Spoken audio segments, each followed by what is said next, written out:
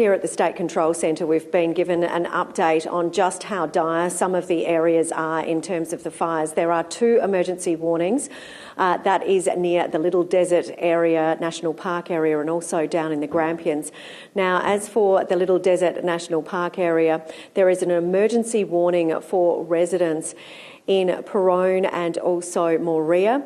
Now, that is due to a fast-moving bushfire that has jumped containment lines and it is out of control.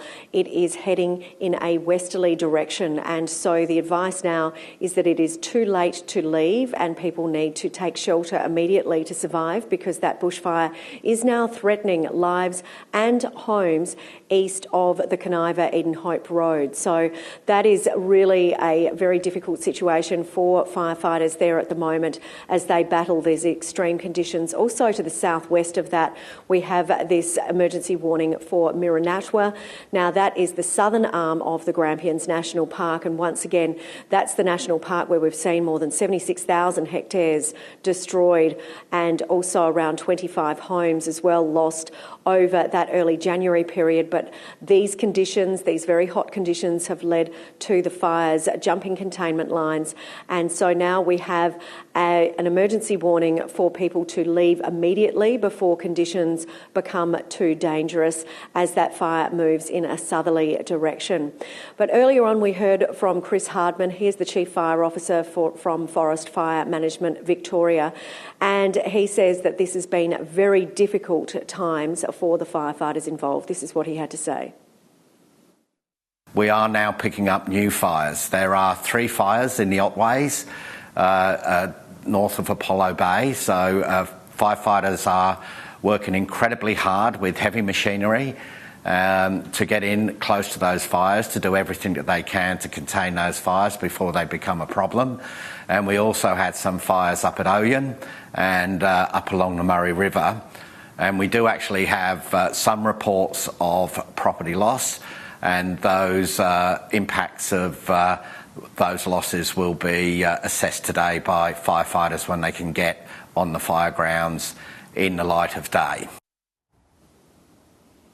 That's Chris Hardman, the Chief Fire Officer here at Forest Fire Management Victoria, and he can't say exactly how many properties are believed to have been lost at this stage. However, they are anticipated to be up in that Oyen area, which is up near Mildura in the northwest of the state. And as he mentioned there's also that new bushfire that has sprung up as a result of dry lightning strikes in the Apollo Bay and the Otway National Park area. So that is also causing some concern for firefighters too, amid these very strong winds, still hot temperatures, and the possibility of further lightning strikes to come this afternoon.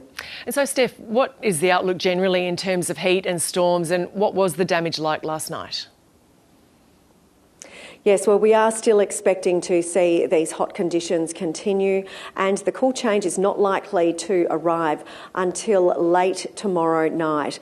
So there is still plenty to come in terms of storms. We are likely to see more storms, probably not as severe as what we saw last night, but they are likely to continue in the Western District, extending into the Central District as well throughout this afternoon.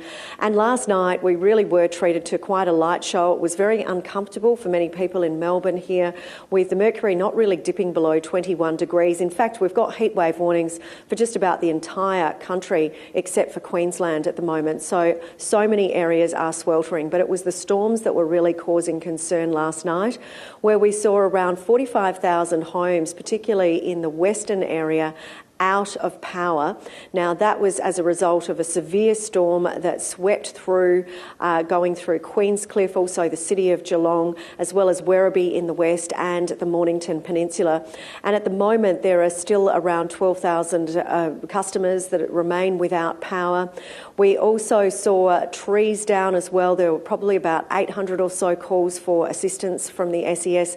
Around 400 of those were for trees down, and 181 done for building damage, and even we saw a fire that is believed, according to firefighters, to have been started by a lightning strike. That was in Taylor's Lakes, which is in the Melbourne's northwestern suburbs, and that happened just before 1 o'clock this morning. By the time fire crews arrived, it's understood that that lightning strike had already struck really deep into the structure of the home, and it was raging below the roofline. So it took about an hour for firefighters to bring under control. But we are anticipating that we are likely to see these very difficult conditions continue for some time.